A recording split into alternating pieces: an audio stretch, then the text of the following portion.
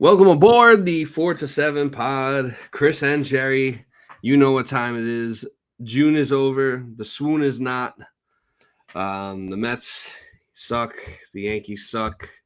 After starting with two of the three best records in the league, the Mets have gone 3-13. The Yankees have gone like 6-12 or something like that. It's been bad, and it seems like it's going to continue to be bad for a little bit before it gets better, because this just seems to be what happens, like, this time of year. Not even just like the June swoon. And I know obviously the Mets had like the opposite of a June swoon last year, and that's what like led them on the magical run that they went on last year. But but definitely for the Yankees, the past 2 years, June and July have definitely not been kind to us, and July is not off to a kind start for us. It's not exactly off to a kind start for you guys either, even though at least you didn't have to like watch the Mets lose today. I thought things started well. Yeah, they started well, but it was. I mean, I'll say this: like in your case, like things for July started well with the lack of a game, but also in a way, it's not the best start because number one, it leaves the taste of getting swept by the Pirates still in your mouth, getting outscored 30-4, all that good stuff. Losing a series by that margin to a team that has Daniel Vogelbach as one of their hitting assistants. This is why I would not be a good executive, because forget firing, I'm fighting people after that. Yeah, maybe both.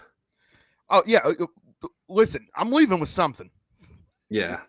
Either I'm getting a pink slip or I'm getting flesh. So yeah, well, I mean, you could. I was saying you could, get two birds stoned at once and fire and fight Eric Chavez. He was a former major league player. He might probably come out. It probably wouldn't go well, but probably wouldn't go well. But hey, I mean, maybe like honestly, like if I were to get like one sucker punch in on like an athlete or former athlete or coach that I didn't like. I'll take the ass whooping. But if it's like someone I really want to get one in on, I think you could at least get one in. I'd be yelling, "See, that's called contact. What do you know about that?" Yeah. Yeah, exactly. Then he'll be too then he'll probably be too rattled to even fight back. He's clearly too rattled to do his job right now. Yeah, he's too rattled for that.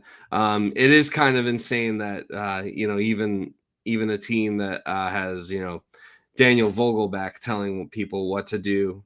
It's crazy how given their careers as major league hitters and major league players, you have a coaching staff that has Daniel Vogelbach telling hitters what to do, and then another one that has Eric Chavez, and the Daniel Vogelbach side, is the side that scored 30 runs, which is basically like all their runs for July. Like they only like for the Pirates, like they only like I think they played tonight and they gave Paul Skeens a classic Jacob deGrom like 1-0 win actually. It might be real beef, because didn't they score 7 last night? Because then where I saw one or two Met fans being like, does it make anybody else feel better that they kept doing this? And everyone's just like, no. Yeah, I was gonna say, like at least like the Pirates are still like hot afterwards, it seems. But well, they won the game, but Skeens didn't get the win. Yeah, because it was still 0-0. Yeah, until like the 8th inning or something. But yeah, but it is just crazy that Daniel Vogelbach is has the Pirates doing that against the Mets. But I mean, PNC Park has kind of been like a house of horrors for the Mets in recent years. True. It just seems like a place where things don't go well for them. I was actually there at the game on Saturday, and things didn't go particularly well for me either. Care to elaborate? Just got drunk and then got sick later. I bought one of the like Miller Lite like beer bats, and I was like drinking that. That sounds fun. it was fun until it wasn't. Like, so here's the thing about the beer bat. You know, it's definitely a cool novelty, and you know, the first few beers you drink out of it, you're like, yeah, this fucking rules. Like, you know, I'm drinking a beer out of a bat. And you're like chugging, you know, you're chugging along. But if you're, you know, if there's a rain delay and then you're continuing to chug along during this rain delay, well, actually, the chugging along started during the rain delay, but then, you know, sun came back out eventually. Not for the Mets, but in general, the sun came back out. And then, I'm sorry, but it's true. Now I have to ask because all I know, and it's that time of year down here, when the sun came back out, did it feel worse? Because I can tell you this from living in Florida, there's nothing worse than it being a hot sunny day, it storms, and then the sun comes back out. It's like the heat and humidity gets supercharged. Like, oh, there's more moisture. Cool. We'll turn the setting on to sauna. Yeah. So I mean, I was probably a little too drunk to tell at Fair that enough. point. And by the time the game was over, like, you know, it was starting to get dark out anyway because of like the delay and everything. But by the time, you know, by the time the game was over, getting to the end, like I was over the beer bat. Because you're continuously drinking out of the bat, and eventually you're like, I just want to drink like a fresh cold beer. You know, you got all this like piss warm beer in your bat. You Probably know, maybe got rain in it. Yeah. Well, actually, we had a pretty good spot during the rain delay where I didn't get rained on. But yeah, eventually it's like, man, this like doesn't even like taste remotely good anymore. It's like not even refreshing, especially on a day like that. And then yeah, the rest of the night didn't go particularly well for me either. Ended up yakking in the sink, but you know, I'll spare the details because I didn't understand, and it's not why we lost, but I didn't understand why they started that game when they knew those were going to be there in like 20 minutes. Like you run the risk of burning both pitchers, which why Mendoza ran Blackburn out there. And I would have said this if I was a little surprised by that. I would have said this if we'd had Peterson starting. Like, if your pitcher has to sit for an hour plus and his whole timing is off because he's thrown 17, 18 pitches to that point. Yeah. Just not a good idea. And Gary said this on the broadcast. The same thing happened the night before in the Phillies-Braves game. They were about to start. Storms came in. They sat for like almost 3 hours. The Phillies decided to not run Mick Abel back out. The Braves went in Bryce Elder out there, and he got smoked. You literally just had proof that, yeah, maybe we just got to eat this one. Yeah. String together 9 innings somehow. And for whatever reason he didn't want to do that. Yeah, I thought that was a little bizarre. Yeah, because like I thought at that point, and honestly, it was looking like the Mets were gonna like run the Pirates out of the building before the rain delay. The rain delay kind of really did change everything in that game. Like, but yeah, it looked like the Mets were, you know, gonna drop like 10 on them. But then that did not happen.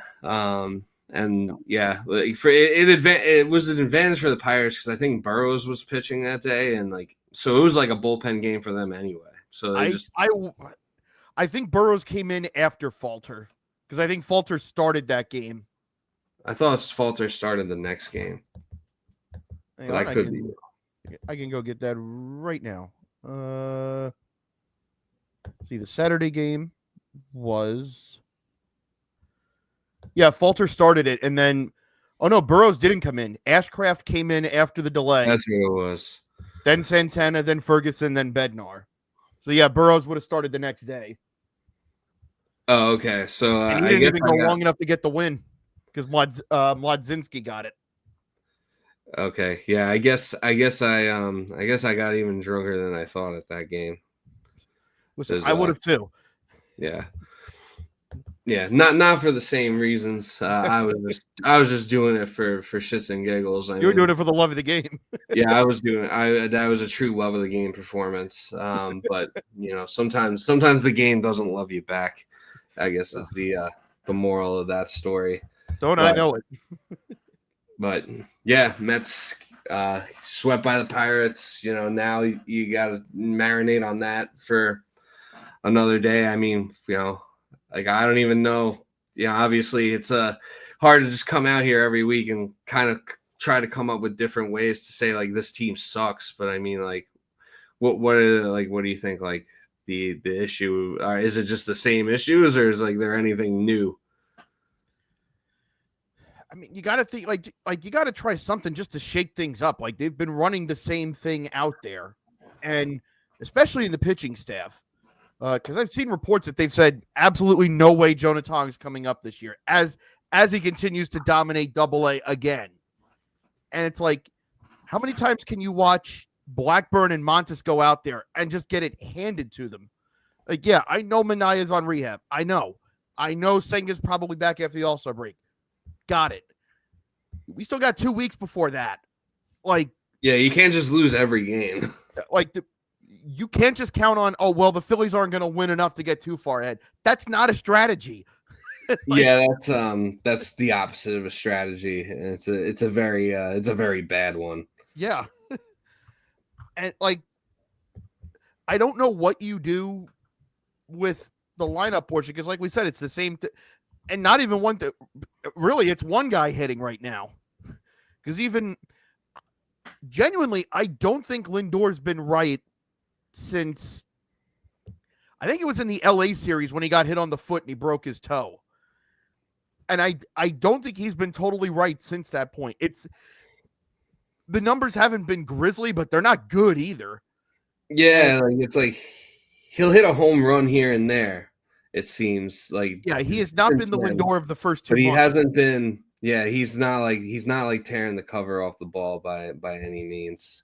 And people were calling this out in real time. So this isn't even second guess. This was first guessing as it happened. Was they had the Rockies and the Nationals next, and then I think another series before that where they probably could have got away with it.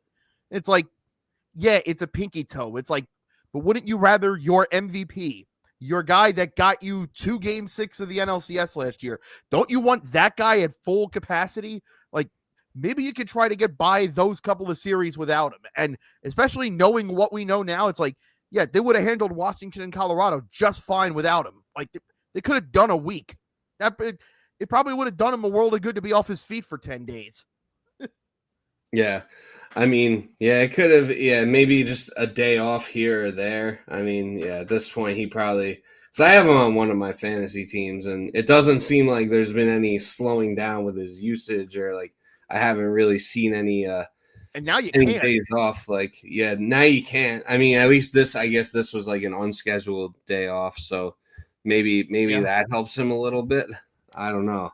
And now tomorrow he's got to play 2 games in 1, or today as you guys are seeing this, or it may be Wednesday. I don't know, but doubleheader tomorrow. I mean, yeah. Who gives a shit what day it is? I mean, it'll be, it'll be today. It'll be Wednesday most likely. But I don't feel real good about what's going to happen on Wednesday anyway.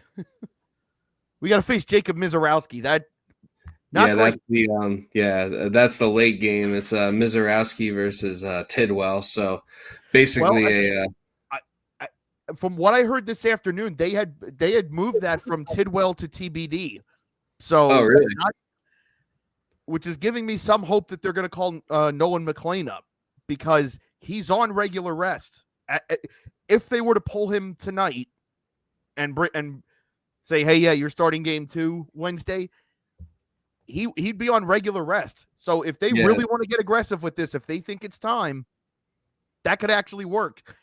And the Brewers are not the Dodgers in terms of offense. That's still a good team. Like, running Blade Tidwell out there, who's also not been competitive either, or may not be ready yet, may not ever be. I don't know. But it's like, all right, we've seen Blade Tidwell. Not really working. Nope. Nolan McLean might not be any better. I don't know. Let's see. All the other numbers he's done well at every level of professional baseball to this point. Yeah. It's like you know what you got in Blake Tidwell. Right. There's an unknown with Blade Tidwell. His name's actually Blade. It's been disappointing to see him not be any sort of good, because that's an 80 grade name. To Yeah, be yeah, Blade. I wanted that to work. Yeah, such a shame. But if the Mets front office can somehow hear us, McGlane definitely should be like on a plane from Syracuse to Milwaukee like right now. Well, actually, the game's at Citi Field. That's right. If it was in Milwaukee, it wouldn't have been rained out. No, it would not have. Because Milwaukee was. I heard the Mets. I did hear that the Mets postponed the game because they were afraid to lose another game. Problem? Hey, sometimes you got to do it. I appreciate them taking care of my mental health for today. Yeah. It's been a bad day in the rest of the world. I appreciate the relief.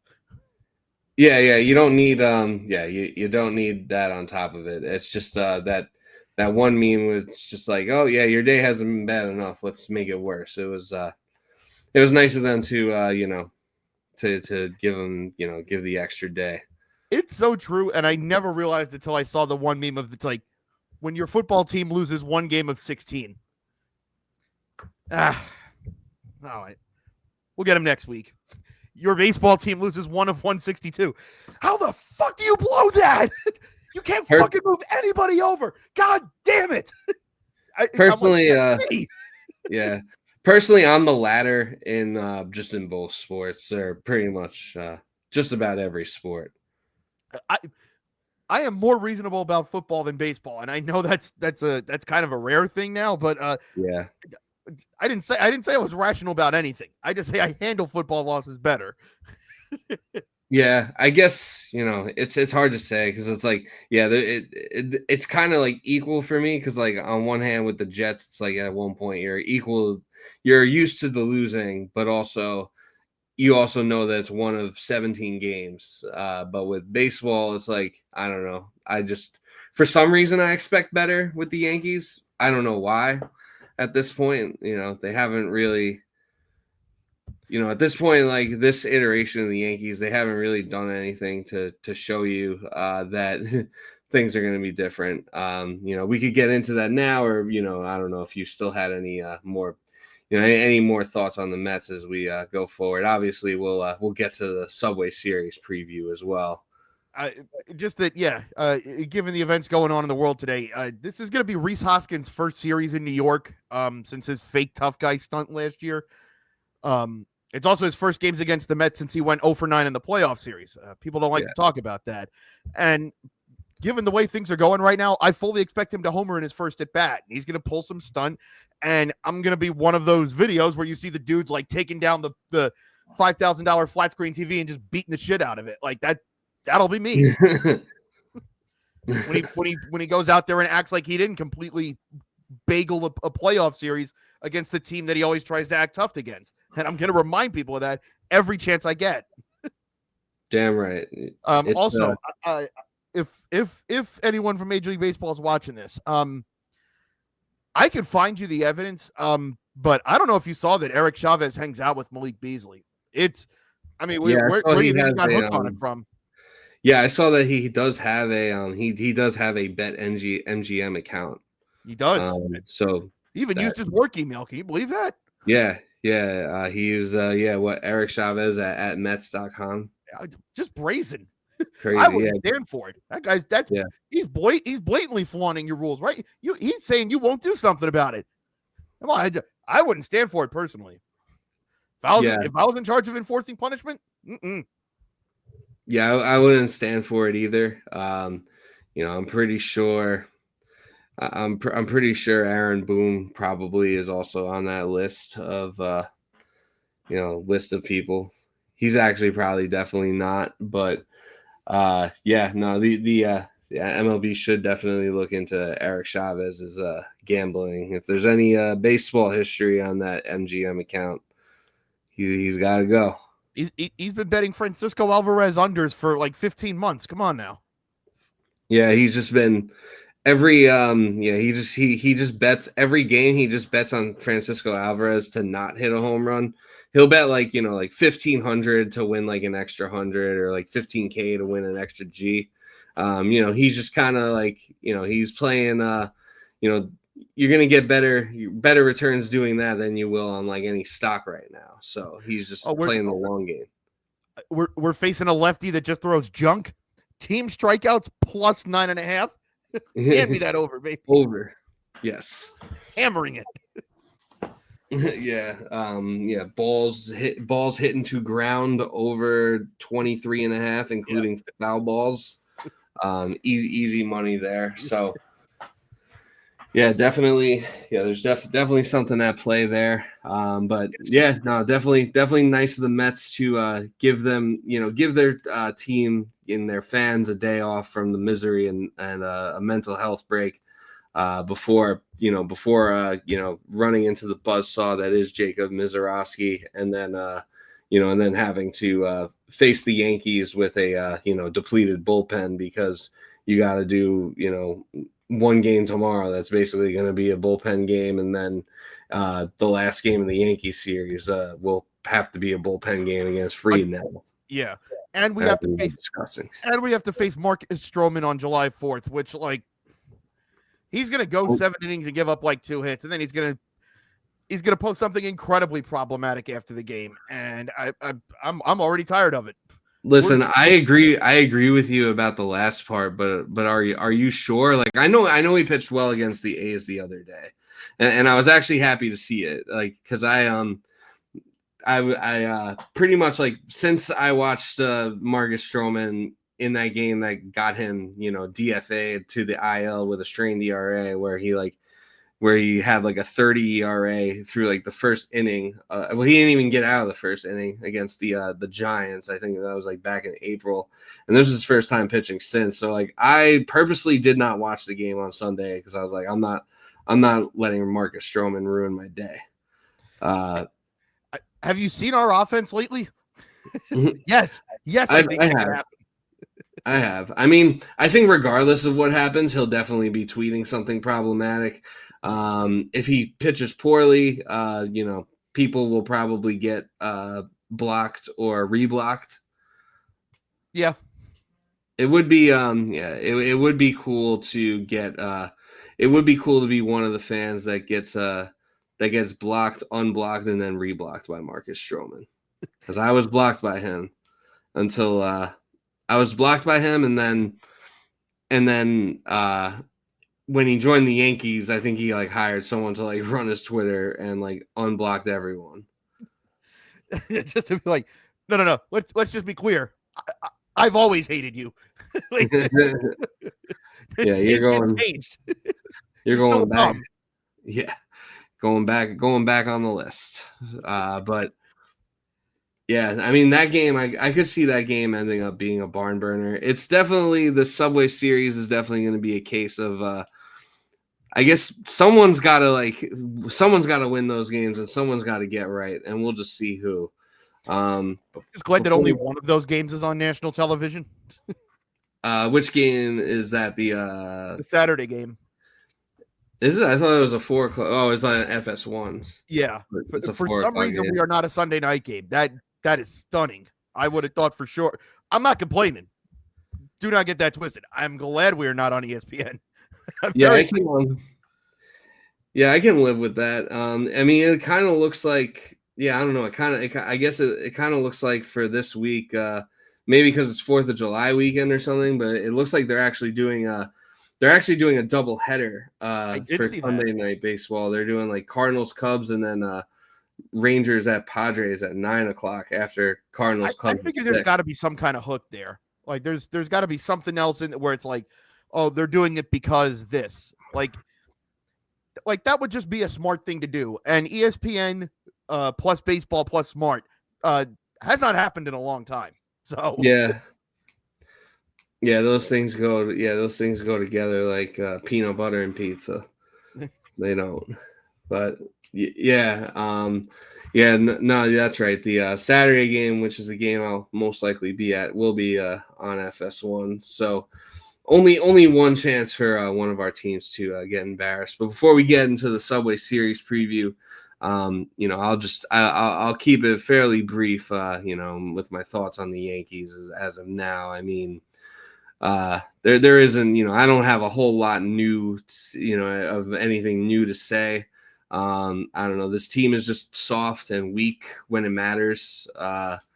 They can, good for you. You beat up on the A's a little bit, but now you're playing the Blue Jays, and like the AL East is kind of like we only have a 1-game lead on the Blue Jays and the Tampa Bay Rays now. Or it's a 1.5-game lead over the Rays, and the Blue Jays actually moved into second. And I'm not necessarily at this point, not necessarily like I kind of had a feeling they weren't going to win last night, and then they do this thing where it's like I go into these games not feeling good about them, particularly these last couple of games against the Blue Jays, where I go into the game not feeling good about it. And then they score a couple of runs in the first inning, and I'm like, okay, let's go. And then they just find all different ways, which are simultaneously all the same ways, to just shit their ass after. And it's just like pretty clear. It's pretty clear it's not going to change. It's pretty clear like what needs to change, and that's just not going to happen. So there's there's only so many words, I guess, that I could come on here and this podcast and describe it with. But I mean, you kind of had everything. You had runners stranded on base again. You had just bad defense, Volpe making errors. I'll say it again. If Eugenio Suarez is not a Yankee by the trade deadline, Brian Cashman should be fired. It's just it's just been, and honestly, like I can't believe I'm saying that. I'm actually like thankful for Marcus Stroman, because I thought we were going to lose that series to the A's after we split the first 2 games, and then Stroman was pitching the last game. I didn't think it was going to go well, but even today, like it's at a point where when Mark Leiter Jr. comes into the game, if you're not already losing, I'm expecting to lose that game. Like, I think honestly at this point, like Mark Leiter Jr. should only come in like during mop-up role, because I don't want to see him unless I know that I'm losing the game. Like today, it was 4-4. The Yankees went up 2-0, then went down 4-2, and then they came back to tie it in like the 6th inning, and then I think next inning, Mark Leiter Jr. comes in, and I'm like, okay, this game's over. And I went to the gym, and like by the time I got to the gym and like checked my phone, I think it was 9-4, and then they lose 12-5. So yeah, just something's definitely got to change. You can't just obviously they've proven last year that you can kind of go through a stretch of looking like the worst baseball team in June and July, and you can, salvage your season and bounce back, and, you can end the season on the biggest stage. But if the same mistakes that are happening that are going to prevent you from winning, and you just don't really seem to care, then what's the point? I would say though, Chris, that keep in mind today was Canada Day. And yeah, that was kind of a mortal lock, actually. Given as I broadly gesture at the rest of the world, everything that's happened in the past 6 months, no chance in hell that the Blue Jays were losing at home on Canada Day to the Yankees. It's nothing against y'all. It's just fate. You're right. I mean, you're right. The schedule was set last year before anything had happened. That was a lot. Things transpired the way they did. We started the season 0-1 and didn't even realize it. The Mets had to go to Houston. You are correct. Happy. The Mets had to go. You are correct, though. Go ahead. The Mets had to go to Houston for the series after Hurricane Harvey hit. I knew they weren't winning anything. Yeah, we're gonna beat that. No way. Yeah, the Mets always kind of catch teams like when they're like on the end, at the edge of tragedy. I mean, they played the first game after Jose Fernandez passed away as well, and the Hurricane Harvey. I will say with the Jose Fernandez thing, that one worked out perfectly because I was worried because I was watching that game and it was the last week of the regular season and we were either tied for the wild card spot or we were like a game ahead. And I was like, man, if we end up missing out by one game and it's like, I can't be an asshole and complain about this because it's like there's something bigger going on here. But it worked out.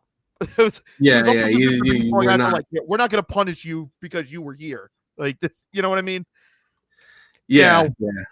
Now, imagine, if you will, Chris. Connor Gillespie punished you. Imagine your team has made the World Series for the first time in 15 years, and they've been on this magical run. And game one starts, and the broadcast just casually drops that the opposing starting pitcher, his dad has died that day, and he doesn't know. Imagine going against that. Yeah, you can't. You can't go against. Well, we're doomed. Yeah, no, yeah, I mean, I was so yeah, like I kind of didn't I kind of forgot about the whole Canada Day thing. By the way, happy Canada Day, happy Rick DiPietro Day, happy nothing else. Did you a favor there? But thank you. Anytime. But yeah, I was like watching kind of watching the pregame footage because at first I was like, wait, like why is it like I thought it was so bizarre. I was like, why is it a 3:00 game on a Tuesday, sandwiched between two 7:00 games on Monday and Wednesday? Like that makes no sense. Usually, like it's like the Wednesday or Thursday game that's like the 3:00 game because you're everyone's trying to get out of there and go to the next. Yeah, go to the next game, next series. But yeah, then it occurred to me as I turn on the broadcast, oh yeah, it's Canada Day, so that's like why they're doing this. I mean, I won't lie, the stadium looked really cool. It was like they had the Rogers Center open, like everyone was wearing red. So and I remember like I was on the Yes broadcast, and I was like, and like they were barely showing any of the footage. It was like all commercials, and then like on MLB.TV, and it would flip to the stadium for like a split second, and then flip away. So then I was like, I kind of want to see what's going on. So like I put on a little bit of the a little bit of the Toronto Sportsnet cast, and then I saw the two fighter jets flying over the stadium. I guess I guess those tariffs are impacting them because they only had two fighter jets, but yeah. I will say the Blue Jays wearing red on Canada Day. I mean, and people can label me whatever they want. That looks a lot cooler than every time they try to force patriotic uniforms for the 4th or Memorial Day or Armed Forces Weekend, which I'd never heard about until MLB tried to make that a thing. And was that the thing where Hampel snuck into the game? I want to say I think the Fort Bragg game happened during the summer. It might have been the 4th. I don't think it was in May. But it wasn't Armed Forces Weekend when he did that. No, because Armed Forces Weekend I think is the weekend before Memorial Day. Because it's always every time it happens, like teams are wearing camo, and I'm like, why are we wearing camo in May? And then you'll hear, and I'm like, Memorial Day weekend's next weekend. If you were going to do anything, and then it's teams are wearing different uniforms this weekend because it's part of MLB's tribute to Armed Forces Weekend. And I'm like, nobody else in any walk of life does anything for Armed Forces Weekend. MLB just made this a thing so that they could wear. By the way, they just made it up. They just made it up to sell more hats. While we're on that topic, I will say that I won't lie, like some of the 4th of July hats that MLB came out with for this year do go kind of hard. Yes. I do kind of a rare win, but yes. Yes. Very rarely do they get these right, it feels. Every time they've tried to do these, they just look stupid. Yeah. This one, it's all right. And they wait, and they wait till the country's like on the brink of death to drop them. Just, go figure. Mm-hmm. Yep. Also, I'm guessing this is a cold take between hosts and audience. stop trying to put camo in uniforms. It never looks good, especially digi camo. Yeah, there's Stinks. Yeah, like no disrespect to the troops, it just doesn't look good. No, it's just the thing is, and I know this from living around here, being in Florida. You get so many people that wear camo that would not last one weekend trying to make it through basic training. So it's like, you're not tough. Like, take that off, put your slacks on. You have an $80K a year job. Act like it. Yeah. I just had to get that off my chest. Yeah, I've definitely met plenty of I've definitely met plenty of people who are like that, minus the making 80K a year part. So at least they got that going for them. Yeah, that's why I don't understand. It's like, why do you want to act like you're not doing well? Yeah, for real. But yeah, no, it's just it's the same shit, different week with this team. Anthony Volpe making a costly throwing error to lose you a game, whether it's that or Mark Leiter. Yeah, Mark Leiter Jr. just what's that? Is it Volper or Volper? Oh man, I'm trying to do the. Is it Volver? Is it Volver? It probably should be Volver soon. Like, honestly, I'd say that we're at a point where maybe the Yankees should consider, like, obviously everyone's excited about George Lombard, but I mean, he's like still only like 19, 20 years old, and he's barely hitting 200 at Double-A right now. So he's very clearly not ready for this. Yeah, let him get used to pro baseball. Yeah, he's got to he needs a little more time for sure. He's got to get used to Double-A and Triple-A before he can get used to this. So I think we might be at least another year or two away from Lombard.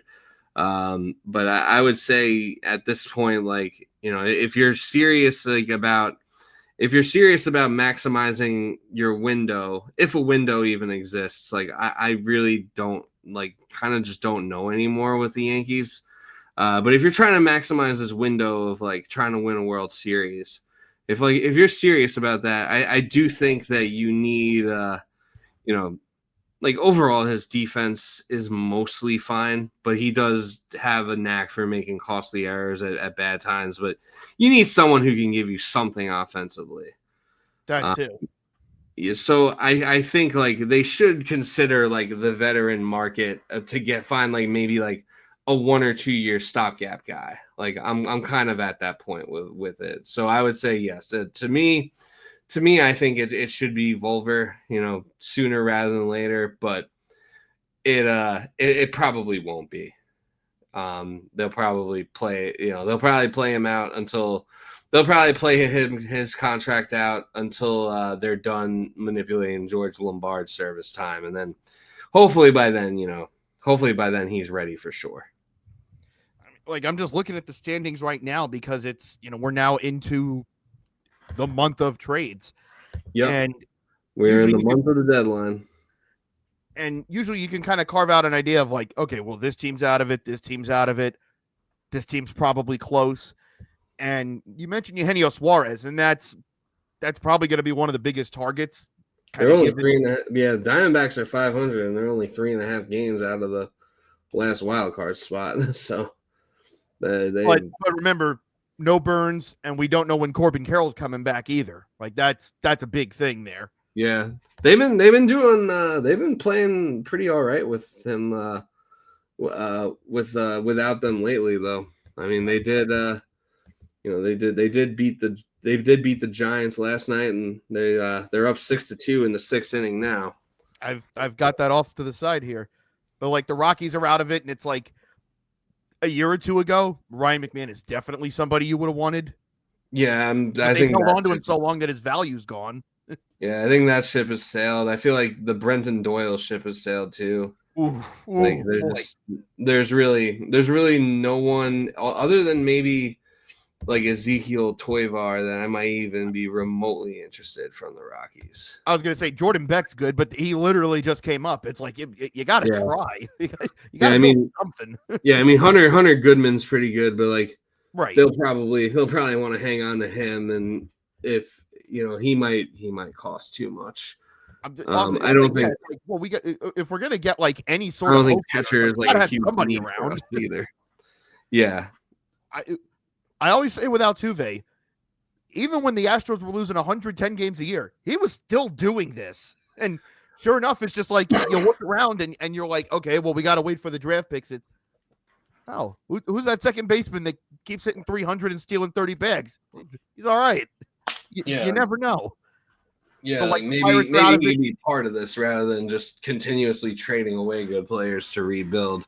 Right. So like, there's probably no one. Yeah, there's probably no one worthwhile that's going to be available from the Rockies. Like the Pirates, like you're not trading for Brian Hayes. That's not. Yeah. I'm not interested. I'm not interested in Key Brian Hayes or Isaiah Connor for Leffa. No. I will say I'm very pro Dennis Santana reunion though. I would very happily welcome a Dennis Santana reunion. White Sox, I mean, there's really not a whole lot there either. There's no vets. They have young guys that might be something, but I don't think they're trading those guys. Yeah, I don't think they're trading them. Like Luis Robert kind of is who he is. I don't think that really.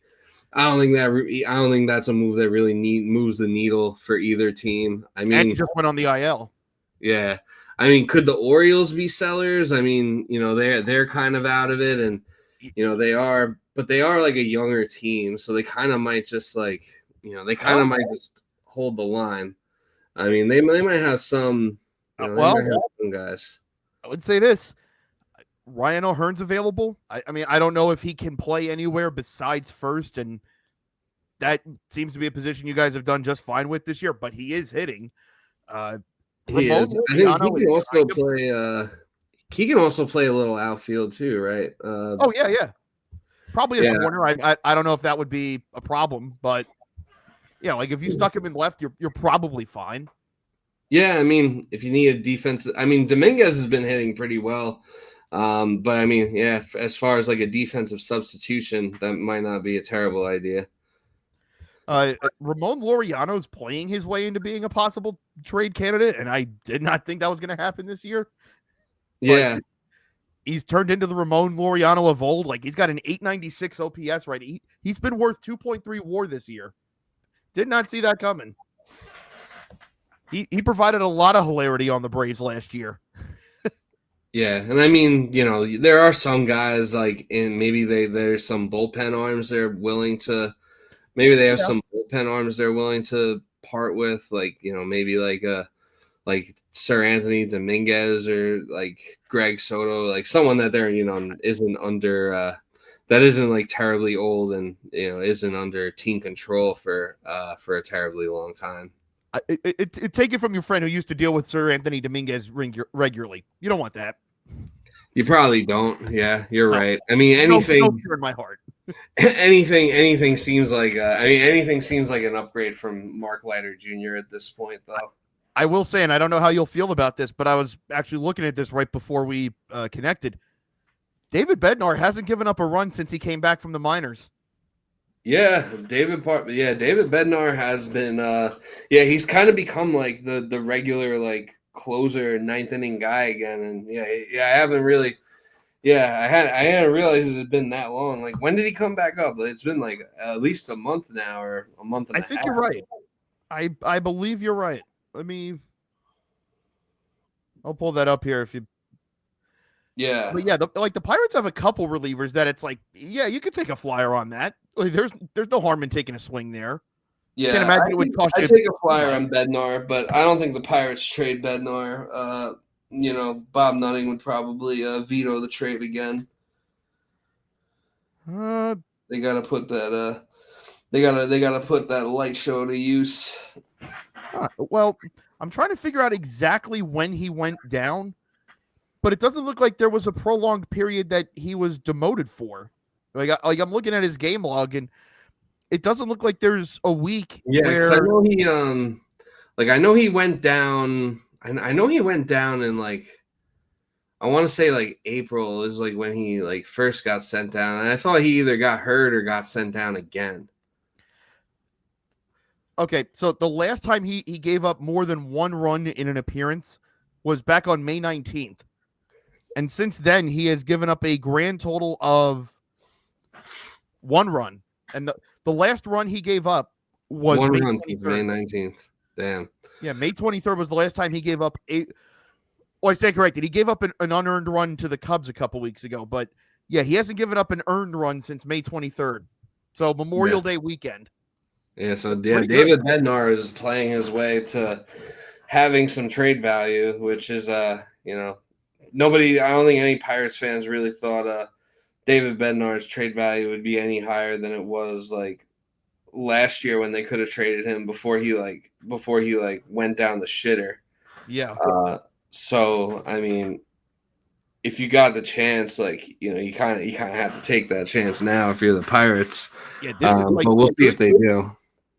A well-run bad team would know to be like, well, he's not going to be any use to us. Like, let's see if we can get something that might help us later. Like, yeah, like, let's flip him. You for never something. know. Yeah, you really do never know. And I mean, also with Bednar, it's like but also it's like I don't know what I'd really want to give up for him because he's just so volatile, and you kind of just know that Pirates Bednar, that bad Pirates Bednar, is like always going to be somewhere in there, and he's always susceptible to come back. Well, I would kind of bet on the idea of whichever team he goes to. I'm betting on the idea of he's going to be happy to be on a better team. He knows he's out of a bad situation. He's also like a Pittsburgh. He's also like a Pittsburgh man. Like he's from the area and stuff. Like he's kind of like he's kind of got like that Yinzer blood. So I don't know if he'd want to. He might be content with just sucking. Being on the Pirates and living in Pittsburgh and not having to worry about ever having to pitch in a real leverage situation like a playoff game or anything like that. I just had to watch James McCann hit a nuke. What did I do? Yeah. I've been an upstanding citizen today. I didn't need that. Even on your day off from Mets mental health, life just finds a way, I guess. Yeah, sometimes you just get hoed and you just gotta chalk it up. Man, everywhere I look. Yeah. But yeah, let's do a quick, I guess, Subway Series preview. This is the last leg of the Subway Series for 2025, unless something that is very unthinkable, at least unthinkable right now, unless that unthinkable happens. Oh, I'm not prepared for that either. I maintain what I said last October. I don't want that either. I don't know what I want at this point, but we got a Subway Series Part 2, Electric Boogaloo, the Citi Field portion of the Subway Series coming up. The 4th of July weekend tilt. You got what is it? On the 4th, you have is it Stroman versus Blackburn on the 4th, or is that the 5th? That's the 4th. That's the 4th, and then and then it's Rodon versus Montas on the 5th, and then Fried versus Mets bullpen TBD on the 6th. So it would be a series win if we got one. Yeah, I mean, I could see it from both ends because I mean, on one hand, the pitching matchups are definitely a little more favorable to us. Neither team is hitting particularly great right now. I'd say if one team is hitting better, it's probably the Yankees at this point. Like, we might suck a little bit less at this point. But I don't think there's any might about it. Yeah. We just got swept by the Pirates. I can't sit up here and say, "Oh yeah, things are great." I'm also not going to be up here like half the Discord and go, "No, this team's terrible. I always knew it. Same old Mets. Woe is us." No, I refuse to do that. But yeah, we stink right now. Yeah, I mean, we stink too. So we'll see how this Subway Series goes. I think that Friday. I do think the Friday Stroman game, the Stroman Blackburn game. I think that's a game where I could actually potentially see. I could see it kind of being like a get right game for both offenses. Because I think I don't know if there's anyone on the Mets that was like there. I don't know if there's anyone there that overlapped with aside from like Brandon Nimmo maybe and Pete Alonso. There's probably no one there that there really. in 21. So there's a few guys. So Lindor, I guess, is there too. So Yeah. there's some overlap. So there might be some motivation going up against like a former teammate. And it'll kind of be one of those obviously they used to be on the same team, so they practice against each other and take live BP. So it's like, who does that who does that serve the advantage to better? Like, does that is that more of an advantage to Stroman, or is that more of an advantage to like Lindor and Lindor, Pete Alonso? Can they pass that wisdom along? Obviously Soto's seen him plenty in his career too, so it'll be interesting to see how that matchup plays out. Obviously, I mean, if the Yankees, if the Yankees don't tee off on Paul Blackburn, then I'm going to be deeply, deeply concerned. I'm gonna have to sit there and do that. Like, shame on y'all if you don't do that, because how Paul Blackburn had 5 scoreless innings against the Dodgers is looking more and more like a miracle with every passing day. Yeah, and that was all the way back in May, right? No. Started June. Oh yeah, the very beginning of June, before shit really started to fall apart. Back when we thought things were different, it's like, hey, yeah, maybe we'll actually put together 2 good Junes in a row. Wrong. Fell for it again. Yeah, so that'll definitely be interesting. Saturday with Rodon versus Montas. I mean, didn't Montas not pitch terribly bad when he came back? Well, he pitched fine against the Braves, and then the Pirates just beat the piss out of him. That was a Sunday game where they beat the piss out of him. Like in the first inning. Oh yeah, it was 5-0 after the first inning. Did he even finish the inning? I think he came out for the second. I don't think he finished the second. Oh geez. Yeah, so guess you'll see. Well, that Braves, his outing against the Braves was a home game, right? Yes. So maybe he'll pitch. Maybe he'll pitch a little bit better at home. But although the Yankees lineup this year probably is a little bit better than the Braves lineup. I mean, if you expect me to be optimistic that things are going to go well against the Yankees ever, I won't do it. Yeah, I would say I'm cautiously optimistic that we should take 2 out of 3 of this series, but it really wouldn't shock me if the opposite happened. I'd be a little surprised if we were to get swept, but I think it's one of those things where the way both teams are playing right now, I feel like it's one of those series where anything could happen. I think Friday game is going to be a barn burner. I think I think Saturday probably a win for us, and Sunday could be like a barn burner win for us as long as Fried as long as Fried has better stuff than he did today, which to be fair is the only time he's kind of, I think it was this and like one other time this year where Fried's like really been like off. In all honesty, like, you can give Fried a pass where it's like, and even when he came out of the game, it was still very much winnable. So it's like, yeah, it was a winnable game, and then you decide to put Mark Leiter Jr. in for some reason. Like, are you just punting the game? One of those where it's like, okay, Fried hasn't pitched to the standard that he had set himself for through these first 3 months. Like, all right, he had a mid outing. He didn't get bombed. We still had a chance to win this game. Like, all right, those will happen to any ace at some point over the course of 32 starts in a season. You can live with that. Yeah, I think it's just like the managerial decisions that come after that, where that just don't set you up to win at all. I think that's like what really what really gets frustrating. I'm I was gonna say long term. Like if you ask me a long term concern, like again, 5 out of 10. Like, and I said this last week. Are there flaws that are on display for this team right now that could sink this team late in the season or when stuff really matters in October? 100%, and they should address those beyond just even with the starting pitching. If you want to be like, okay, well, Minaya and Sengo will be back soon. It's like, cool, agreed. You still got to add. Yeah, you can't have Blackburn and Montes starting important series in August and September. Like that can't happen. You don't know who else is like.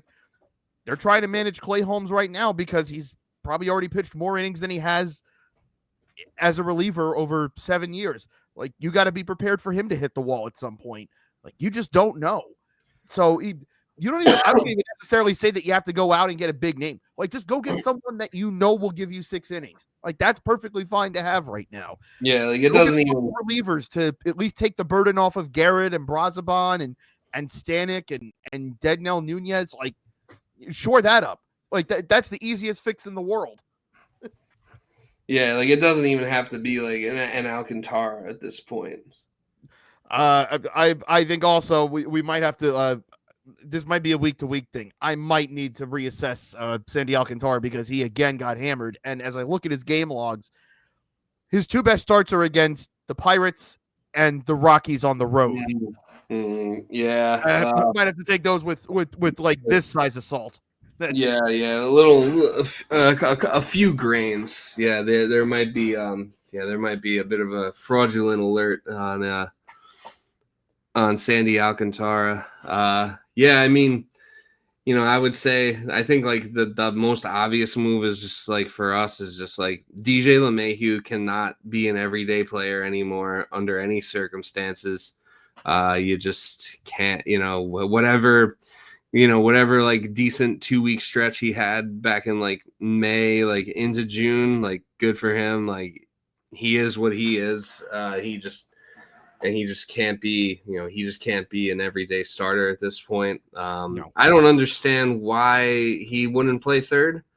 It's because it kind of seems like Jazz is stuck playing third because like DJ doesn't want to play third, which it shouldn't be that way because Jazz is like he's continuously, I mean, he's been hitting tearing the cover off the ball as of late. He's like one of our main sources of offense right now. And like if he could just hit like a little more consistently, like he could be like like truly like an elite player in Major League Baseball.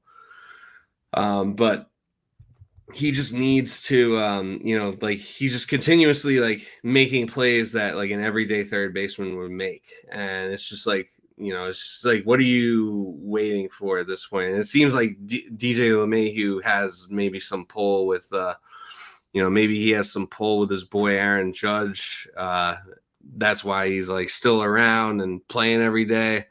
But yeah, I mean, I said it earlier. I'll say it again. If they don't trade for Eugenio Suarez and get DJ LeMahieu the fuck out of the starting lineup, then not only should Cashman go, and obviously Boone should go, but you should strip Judge of his C, if or at least strip him of his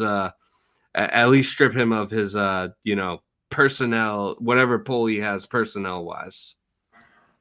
I think that's very much in play. It's I do have to ask. This is the last year of his of DJ's contract, right? Or is there another one after this? I think there might be one more, but I'm gonna pull that up. Wow. I'm gonna pull that up right now. It was a 6-year deal, and I think okay, yeah. So he's under contract for 2026, and then 2027 he's a UFA. He has a limited he has a limited no trade clause currently, so he can block trades to up to 5 teams. So like he's still got us by the balls. Man, he is. will turn 37 next week. So he's a little under 2 years younger than me. It's not gone well for him for a while now. Like, don't you get sick of this at some point? Like, yeah, yeah. Like, at what point do you just want? Yeah, at what point do you just want to change the scenery? Like, I don't care. We can eat the money. Like, just send him somewhere else. Man, I really don't need Sully from Hop Hog yelling at me about how much I suck. I know. Yeah. Yeah, like, I know I suck, and like I'm making more than you. So Yeah. who really sucks? I have 2 batting titles. I could literally do the this watch costs more than your house routine from Glengarry Get Ross. Yeah. But if I do that, I'm the bad guy. Exactly. I Dance with the Stars. I'm a bad guy. Ray Lewis killed a guy. Nobody says shit.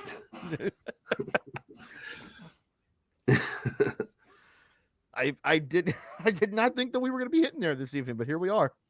No, it just, I don't know. It came to mind and had to be said.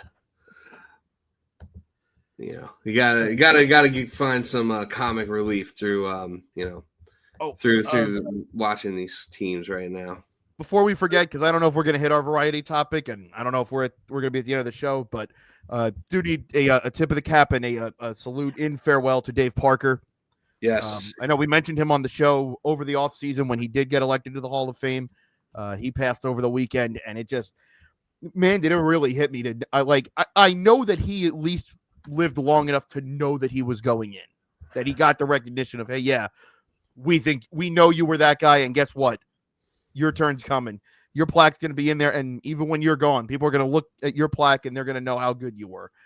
Yeah. I just wish he had been able to see his day. Like that for someone who didn't even like actually get to watch him when he was playing, but like read up a lot on him and like saw all the highlights and stuff. It's like, man, that, like, on a human level, that guy should have been able to go up there, give his speech, get the 3-minute ovation, which everybody gets, go in and actually, see his plaque and see his name on there with, like, to know that he was that close. And yeah, he was like a month away from, like a few weeks away from Hall of Fame inductions. Just unfortunately he didn't make it. I was actually, so he died on Saturday. I was actually at the stadium. Like, I think I was meeting up with one of my friends, and they texted me that he died. I was like, holy shit. R.I.P. to Dave Parker. One of the GOATs, one of the best, one of the best Pirates players, I'd say, ever. One of the coolest from everything I read. Yeah, and one of the coolest. Definitely one of the coolest. So, but also, like, managed to live 13 years with Parkinson's. Like, yeah, that's on the one hand, he didn't get that, but on the other, like, he doesn't have to deal with that anymore. So yeah, he was the one. He was always the one wearing the if you hear any noise, it's just me and the boys bopping. Goes so crazy. Yeah, that shirt goes hard. So yeah, no, he'll certainly be missed. I definitely. I'm sure they probably had a video tribute like the next day. I'm sure it was great. I would have to think so. Unfortunately missed that. As far as the variety topics go, we can we can save that, I think, for next week. It'll be a little more topical too, since at least one of them's going to be related to the All-Star festivities. Yeah, that's true. Yeah, so it'll be a little more topical, so we can sit on that for now. But yeah, we definitely had to pour one out. Definitely had to pour one out for Dave Parker before we get out of here. But you got any final thoughts for the people? Guys, just start hitting, start doing the thing, man. Yeah, seems real easy. Yeah. Just start doing the things. Start doing all the things. And if you suck, then just go away. That's kind of where I'm at. Guys, you're embarrassing me in front of everybody. Knock it off. Yeah, exactly. Yeah, you're just if you're an embarrassment, just it's time to go. But thank you everyone for listening this week, and enjoy the Subway Series. If you're going to the game on Saturday, let me know, and be happy to meet up. And aside from that, enjoy your 4th of July weekend. Drink some beers, eat some burgers, eat some hot dogs, enjoy your life. Tell Terry to back it up. Yes, tell Barry to back it up, and put it in reverse. Put it in reverse, and we'll see you next week. Peace.